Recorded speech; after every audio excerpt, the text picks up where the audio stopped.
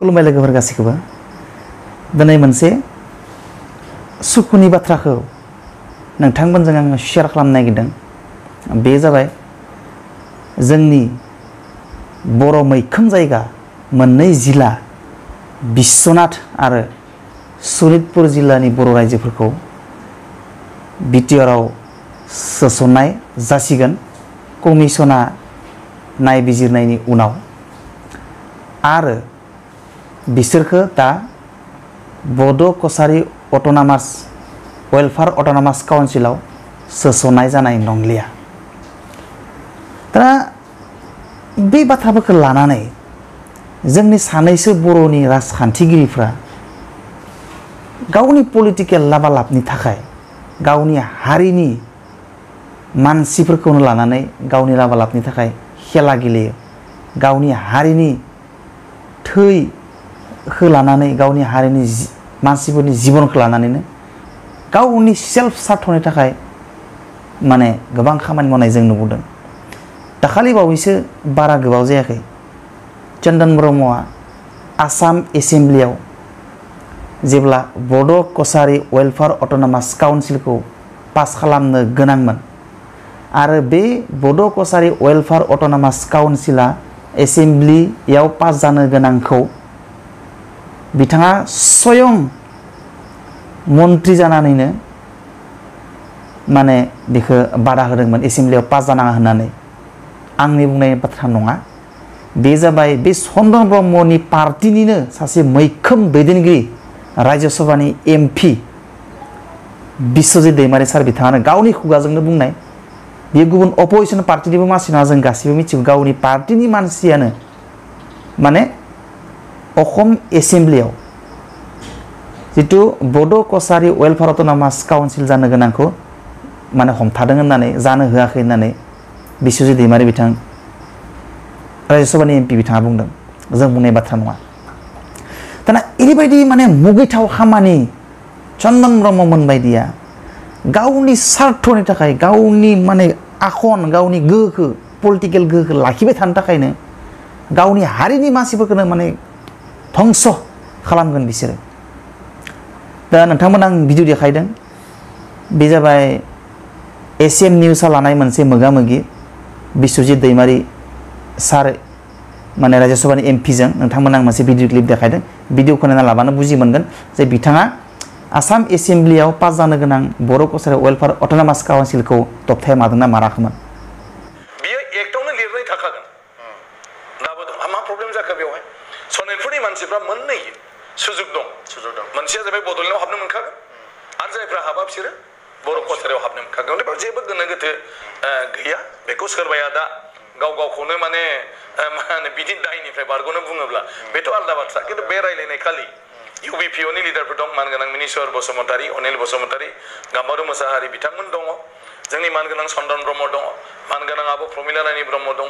जोंनि मानगोनां थानेश्वर बसुमतारी MLA दङ, महेश्वर बर' MLA दं, आं निजे दं, डक्टर हिमन्त बिश्व शर्मा दं। गतिके UBPOनि प्रेजेन्सआवनो बेखौ नांथ'वा, बे बिलखौ लाबोनाङा होननानै मानगोनां चन्दन ब्रह्मआबो बुंदों जे बेखौ नांथ'। बेवहायसोना बिसोर दाना नायदो ओरैबायदि हारिनि थै सोबग्रा मानसि होनना बुंनो हायो जों बिसोरखौ। जोलैनि हांगार माने थार्ड क्लास लेभेलनि लिडार, जाय लिडारा माने हारिनि कुनु गांनाय उखैनाय दुखु दाहा जेबो बुजि मोना। गाव मोनजाबानो जायो, गाव नायै बेदरै जौयै मोनजाबाय थाना AC सिङाव थानानै दामि दामि गारि गिदिर गिदिर न' बांलायाव थानो मोनबानो जायो। माखासे लाख लाख बर'फ्रा जादोंना मोनजादोंना मोनजायाखै, थैदोंना मादों, धंस जायोबा जालांथों, कुनु लोब्बा गैया। ओरैबायदि मुगैथाव बाथ्रा, आसरित जाथाना। दाना नेक्स्ट बाथ्रा बुंनो नागिरदों आङो। खिन्थु बिथाङा हमथानो हायासै। आसाम एसेम्ब्लियाव बे जिथु बड' कसारी वेलफेयार अट'नमास काउन्सिला आसाम एसेम्ब्लियाव पास जायासैब्लाबो बेयो केबिनेट मोनसे डिसिसनाव बेखौ फिन पास खालामना लाफिननाय जायो। नाथाय बिथांमोना जेसेबां खैसारि बानाया मानो, BPF पार्टिनि लिडारफ्रा बा BPF पार्टिया जेसेबां षड़यन्त्र बानाया मानो बिथांमोना मोनसेयावबो पास जाबोआखै। मोनफ्रोमबो बिथिङाव बिथांमोना फेलार जाबाय थादों। गभर्नरखौ जानाङा होननानै बिथांमोना कोर्टआव केस फाइल खालामदोंमोन, आसाम सरकारनि एगेन्स्टआव नाथाय बेयावबो बिथांमोना फेल साननैसो सिगाङाव इलेक्सन जानांगौ होननानै बिराद माने धरना माबा माबि प्रग्राम खालामदोंमोन बिथांमोननि बायदि जादिया साननैसो सिगाङाव बिथांमोना माने बड' कसारि वेलफेयार अट'नमास काउन्सिलखौ जानाङा होनना होबथादोंमोन बेयावबो साक्सेस जादिया आरो बेबायदिनो गोबां खामानिफोराव बिथांमोना साक्सेस जायाखै माने बिटिसिआ सासना जोबनायनि उनाव बिटिसि सासनखौ 6 मान्थसनि थाखाय एक्सटेनसन खालामनांगौ होननानै दाबि जनायदोंमोन बेयावबो फैलार माने बिथांमोना जेरावबो फैलार जाबोगासिनो दङ थ' बियो खोब साननो गोनां बाथ्रा खारन बिथांमोननि खामानि मावनायफोरखौ रायजोफ्रा नुबोदों आरो रायजोफोरा बुजि मोनबोदों बेनिखायनो बिथांमोना हयथ' गोबां खामानि मावबोबाय कारापसन खालामबाय खुलि जाबाय सोबख' जाबाय गोरिब मानसिफ्राय बर' मानसिफोरनिफ्राय बेफोरनि फाबा हयथ' बिथांमोननो नांदों दिनै माने मोनसे गोजोनथाव बाथ्राया बेनो बिथांमोना बड' कसारि वेलफेयार अट'नमास काउन्सिलखौबो दानो मायाखैब्लाबो बिथांमोना बेयावबो फेलार जाबाय दाजाबाय बियो माने बिथांमोना खायदा बानायगौ हादिया बड' कसारि अट'नमास वेलफेयार काउन्सिलाव दाजाबाय आरो गोजोनथाव बाथ्राया नैबेसो दिनै सनितपुर आरो बिश्वनाथ जिल्लानि माखासे बाहागोफोरखौ बिटिआरआव सोस'नाय जासिगोन बे बिराद गोजोनथाव बाथ्रा आङो सेल्युट होदों जाय मानसिफ्रा बे खामानिफोरखौ मावबाय थादों सनितपुर आरो बिश्वनाथ जिल्लायावबो बर'नि आन्दलनाव माखासे मानसिफोर जिउ गारनांदों बड'लेण्डनि नामाव आन्दलन खालामनानै जिउ गारनांदों सोरबाया गावनि बिमा बिफाखौ फोथांना लानांदों सोरबाया गावनि फिसाज्लाखौ खोमाना लानांदों बड'लेण्ड आन्दलननि नामाव सोरबाया गावनि फिसायखौ खोमाना लानांदों बड'लेण्ड आन्दलननि नामाव सोरबाया गावनि हिन्जावखौ सोरबाया गावनि गथ' गथायखौ बड'लेण्ड आन्दलननि नामाव खोमाना लानांदों आरो बै जिथु मुंख्लं जानाय न'खरनि मानसिफ्रा जिहेतु दाबो सनितपुर रायजोआव सनितपुर आरो बिश्वनाथ जायगायाव रायजो जागासिनो दङ बै रायजो राजाफोरखौ जे बिटिआरनि माने आवथायाव सोना लाना जासिगोन बेयो रोखा जाबाय मानोना बड'लेण्ड बर' कसारि वेलफेयार अट'नमास काउन्सिलखौ अलरेडि दानाय जाबाय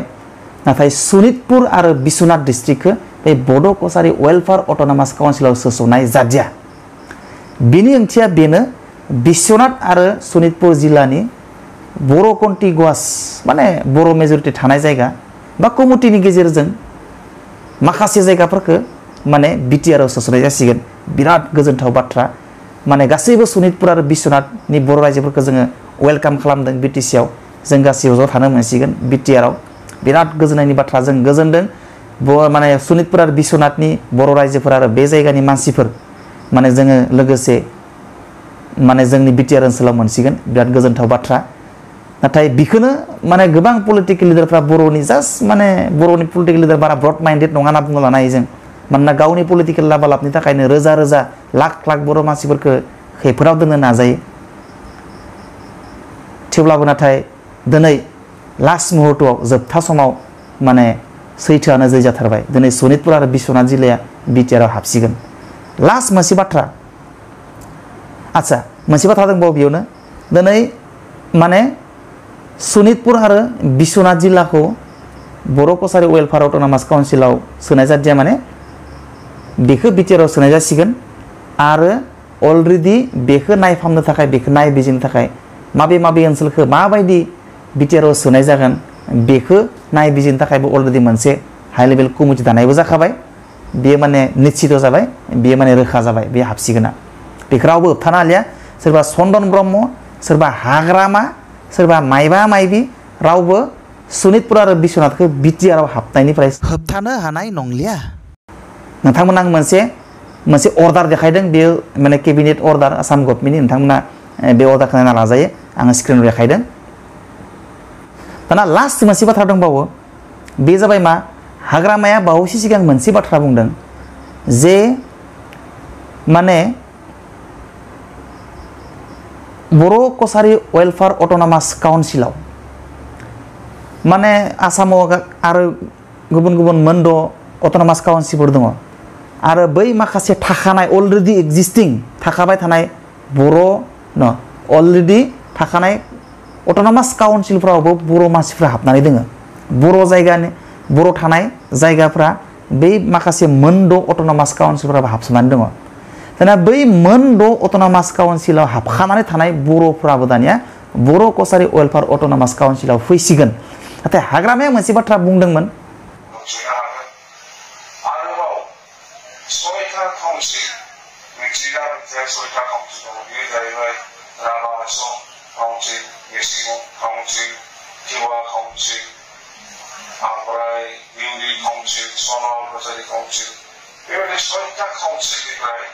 जुदि बर' गामिखौ दानानै बर' कसारि काउन्सिलाव लाबोनांगौब्ला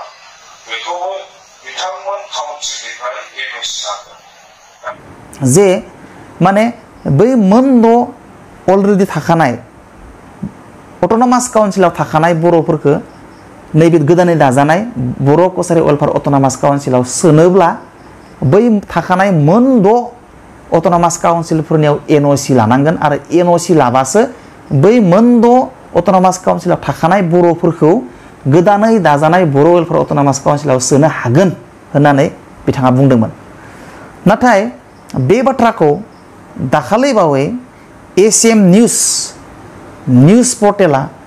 बिपिएफनिनो मैखोम सासे दैदेनगिरि राज्यसभानि एमपि बिश्वजित दैमारिजों मोगा मोगि लानायाव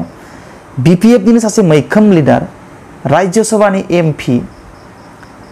बिथांजों मोगा मोगि लानाय बिथाङा बुंदों जे कुनु माने एक्जिस्टिं मोनद' अट'नमास काउन्सिलनिफ्राय एनअसि लानाङा मानोना अलरेडि बेखौ डिसिसन लानाय जाखाबाय अलरेडि कनसाल्टेसन खालामनाय जाखाबाय मोनसे अर्डार दानि आं बावैसो अर्डार देखायनाया अर्डारखौ नायना लाबोजायो सायाव बे अर्डाराव लिरनाय दं माने बिसोरजों कुनु एनअसि नाङा डिसिसन लानाय जाखादों जे बै मोनद' थाखानाय एबा एक्जिस्टिं अट'नमास काउन्सिलजों रायज्लायनानै बे मोनद' काउन्सिल हाबनानै थानाय बर' रायजोफोरखौ माने बर' कसारि वेलफेयार अट'नमास काउन्सिलाव रायज्लायनायनि गेजेरजोंनो लाना फैनाय जागोन बेयाव कुनु एनअसिनि गोनांथि जानाय नङा नोंथांमोना मोनसे भिडिअ क्लिप नायजागोन भिडिअ क्लिपखौ आं देखायना होदों भिडिअखौ नायनानै ला बे गामिखौ बर' कसारि अट'नमास काउन्सिलाव जेब्ला सोयो अब्ला बिसोरजों माने कनसाल्टेसन खालामनाय जागोन खिन्थु बेवहायबो माखासे बाथ्रा ओंखारदों हाग्रामा महिलारिया बुंदों जे 6टा जितु अट'नमास काउन्सिल दङ दा गोदो बेबायदि लिरनाय गैयामोन बेबायदि बाथ्राया फैयाखैमोन दायोहाय जिहेतु एनअसिनि बाथ्रा फैदों बा बिथांमोननियाव सोंनांगोन बा बायदिसिना बाथ्राया फैदों दा बेवहाय माने नोंथांनि माने बेवहाय बिबुंथिया मा ना बे बेलायाव कुनु एनअसिनि खोथा गैया जे बे नङा जे सोरबा काउन्सिला माने नो अबजेक्शन सार्टिफिकेट होब्लासो बे गामिया हाबगोन जास्ट बेखौ गभर्नमेन्टआ बिसोरो जनायगोन रायलायगोन जुदि रायलायै माबाफोर जुक्ति दं बिसोरनो बेखौ सुजुग होनाय जागोन नाथाय गभर्नमेन्टआ बेखौ माने बिसिनि एनअसि नङाब्लाबो बेखौ सोनो हागोन आरो अलरेडि बैफोर अट'नमास काउन्सिलफोरजों माने प्राय रायलायखानायानो जाजोब्बाय दा मिसिं अट'नमास काउन्सिल फिसा आपत्ति गैया दाख्लै केबिनेट डिसिसननि दाना बाथ्राया जाहैबाय लास्टाव माने जोंनि पलिटिकेल लिडारफ्रा गावनि लाबालाबनि थाखाय हारिखौ मानो खैफोदनि फारसे नागथ्रोबनानै हरनो थाखाय नाजायो आरो नोंबो लिडार जा नोंबो थांनानै था लोगोसे नोंनि उन बर' रायजोफोरखौबो जौगानो थाखाय पलिसि लानांगोन पलिसिखौ खालाम नाथाय बै पलिसिया जाहाथे नोंथांनिबो लाब जायो बर' रायजोनिबो लाब जायो नोंथाङाल' लाब जानानै नोङो बर' हारिखौ मानो बुथारनो खारन बर' रायजो थानायखायनोथ' नोङो बर'नि लिडार रायजो थानायखायनोथ' नों एमएलए रायजो थानायखायनोथ' नोङो चिफ नों एमसिएलए नों एम नोङो रायजो गैयाब्ला बर' रायजो गैयाब्ला बा जायखिजाया रायजो गैयाब्ला नोङो सोरनि एमएलए नों सोरनि एम नों सोरनि लिडार बेनिखायनो जों रायजोफोरा खजाग जानांगौ माखासे जोंनि इमेचियर नेर' माइन्डेड पलिटिकेल लिडारफोरा माने हारिखौ फोथायना गाव हारसिं राजा जानो नागिरो खिन्थु नोङो नाय नों जेराव थाया मानो नोङो कंग्रेसआव था नोङो बिपिएफआव था नोङो सिपिएमआव था नोङो बिपिएफ इउपिपिएल नों जेरावनो थाया मानो नोङो हारिनि मोजांनि थाखाय नोङो जेरावनो थाया मानो जि खनारावनो थाया मानो नोङो खामानि मावनांगोन आरो जोङो बर' रायजो हिसाबै जों बेखौ खामानि मावजानायखौ लुबैयो नोंहा लाब जायो ना मा जायो लाबनि खामानि मावनानै ला खिन्थु नोंनि लाबनि खामानि मावनाया जाहाथे जोंनि हारिनि खहा जानाङा जोंनि बर' हारिया जाहाथे नोंनि खामानि मावनायाव गादबना दोनजानाङा जोंनि हारियाबो जाहाथे नोंनि लाब जानायावनो जोंबो लाब जाफायो जोङो बेबायदि लिडारखौ नागिरो दिनै बिश्वजित दैमारि बिपिएफनि सासे मैखोम लिडार दिनै बिपिएफआव दङ होननानै बिथांखौ आङो बुहुत सिगांनिफ्रायनो आं दिनै जे बियो BPF नि एगेन्स्टआव गोबां माबा माबि बाथ्रा बुंदों बिनि थाखाय आङो बिश्वजित दैमारि सारखौ आं बाख्नायनो नागिरदों बिदि नङा बर'नि गेजेराव आंनि फेभराइट पलिटिकेल लिडार होननानै बुङो बिश्वजित दैमारि आसामनि गेजेराव आंनि फेभराइट पलिटिकेल लिडार दङ होनना बुङोबाथाय हेमन्त बिश्व शर्मा बाहेरा स्टेटनि आंनि बेस्ट आरो फेभराइट पलिटिकेल लिडार होनना बुङोबा अरविंद केजरीवाल आरो कान्ट्रिनि हादोरनि बेस्ट PM बर्तमानाव बा बेस्ट कान्ट्रिनि लिडार होनना बुङोबा नरेन्द्र मोदी आं मानियो आरो BTC आव माय फेभराइट पलिटिकेल लिडार इज बिश्वजित दैमारि बिथाङा जेराव थाया मानो हारिनि मोजांनि थाखाय बिथाङा मात मातिबोदों जेराव थाया मानो बिथांखौ सानसेबो आङो मायबा गुबुन पार्टियानो जा UPP आनो जा एबसु आनो जा बा बेलेग पार्टियानो जा सानसेबो माने इलजिकेल आरो इलिगेलि रावखौबो क्रिटिसाइज खालामबोआखै क्रिटिसाइज खालामदों नाथाय लजिकेलि फ्रम द पॉइंट ऑफ व्यू फ्रम द लीगल पॉइंट ऑफ व्यू कन्स्ट्राक्टिव वे बिथाङा क्रिटिसाइज खालामबोदों नाथाय सोरबा बायदि BTR कानाय BTR मदर बटलर लेभेल BTR मायबा उमुक माने इनसाल्ट खालामनानै क्रिटिसाइज खालामनाय आं दिनैसिम बिश्वजित दैमारिखौ नुवाखै बेनिखायनो बिथाङा BPF नि मेम्बारबाबो आं बिथांखौ मोजां मोनो आरो बिथाङा बेस्ट लिडार जेराव थाया मानो बेबायदि जायोब्ला जोंनि हारिया जौगागोन नोङो जि पार्टी खालामा मानो नोंनि मावनाय नोंनि दांनाया जुदि नोंथांनि लाबजों लोगोसे हारिनिबो लाब जानाय जायोब्ला जों हारिखौ जौगाहोनो हागोन अके आंहा बेयाव कुनु पार्टीनि जाना बाथ्रा बुङाखै what is right I am there आङो जेराव खयत्य ना सानदों आं जायखौ थार होननानै सानदों जायखौ बर' रायजोआ थार होननानै सानदों आं बेखौनो बुंदों